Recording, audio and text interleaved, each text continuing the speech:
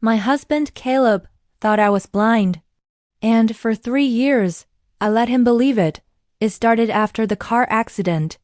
The doctor said the damage to my optic nerve was severe, that my world would be plunged into darkness forever. Caleb was the perfect, doting husband at first. He'd guide me around our home, describe the colors of the sunset, and read to me every night. He was my eyes, my rock. I leaned on him completely. But then, little things started to feel off. His phone calls became hushed whispers in the other room. He started working late, smelling of a perfume that wasn't mine. He'd come home and tell me about his boring day at the office, but his voice had a strange, vibrant energy it never used to have. He'd kiss my forehead, a gesture that once felt loving, but now felt like a perfunctory pat on the head for a loyal pet. The truth is, my vision started returning about 6 months after the accident. It was a miracle, the doctors said. A 1 in a million chance. The first thing I saw was a blurry shape, then colors, then Caleb's face coming into focus. I was so overjoyed, I wanted to scream it from the rooftops. But then, a thought stopped me. A cold, heavy feeling in my gut. What if I just didn't tell him? What if I just watched? So, I continued the charade. I learned to navigate our home with my eyes half closed, to rely on my other senses, to keep my face a perfect mask of serene blindness. It was the hardest performance of my life. My world was a silent movie I was watching from the front row. I saw him text someone named Lily. His face lit up with a smile I hadn't seen directed at me in years. I saw him slip a new gold bracelet into his briefcase, one he definitely didn't give me for our anniversary. I'd accidentally bump into the table where he left his wallet, my fingers brushing against a receipt for a fancy dinner for 2 at a restaurant he told me had closed down. Each discovery was a tiny shard of glass in my heart. He thought I was sitting in the dark, but I was seeing everything in horrifying high-definition clarity.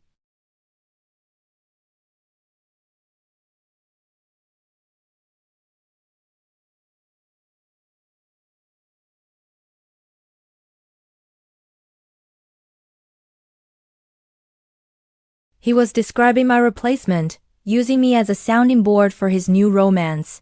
The audacity was breathtaking. The anger began to burn away the grief. He wasn't just cheating. He was exploiting my supposed disability, using my blindness as a cover for his betrayal. He saw me not as his wife, but as a convenient, inanimate object. A piece of furniture that wouldn't see, wouldn't know, wouldn't object. He underestimated me. He forgot the woman he married wasn't just a pair of eyes. She was a mind, a heart, and a will of iron. So I started to plan. I wasn't just going to expose him. I was going to reclaim my life. I contacted a lawyer, quietly funneled my savings into a new account, and started documenting everything. I used a small hidden camera to record his late-night calls. I took pictures of the receipts, the texts, the evidence he so carelessly left in plain sight. My blindness was my greatest advantage. It made me invisible. The day I chose for the big reveal was our anniversary. Caleb had planned a special night in for us. He bought my favorite takeout and put on the soft music he knew I loved. He was playing the part of the devoted husband to perfection. He sat across from me at the dinner table, holding my hand. "Happy anniversary, my love," he said, his voice dripping with false sincerity. "To many more years of us against the world." I smiled, a real smile for the first time in what felt like forever. "Happy anniversary, Caleb," I said, my voice steady. I squeezed his hand. "There's something I need to show you." I stood up, walked over to the TV without any help, and picked up the remote. His grip on my hand had gone slack.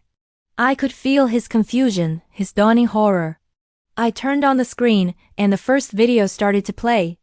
It was him in the living room, on the phone with Lily. "I wish you were here instead of her." His voice echoed through the room. "It's so easy with you. With Myra, it's a chore." Video after video played.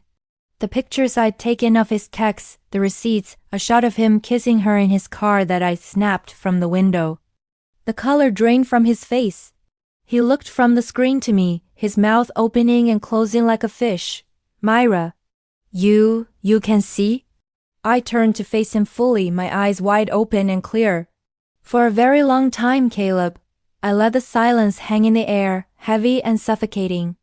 You didn't just break my heart, I told him, my voice colder than ice.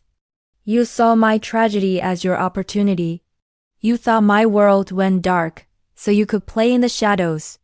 But you forgot something. He just stared, utterly speechless. I was never truly in the dark. You were. The next morning, he woke up to find my side of the bed empty. My clothes were gone from the closet. On his pillow was a single envelope. Inside were the divorce papers, already signed by me, along with a printed copy of a bank statement from my new account, and a note. It had just 3 words. I saw everything. They say revenge is a dish best served cold. I disagree. I think it's a dish best served to someone who never, ever sees it coming. And now, my future is brighter than ever, because I'm the one in control of what I see. Thank you for listening to my story. Don't forget to like and subscribe for more.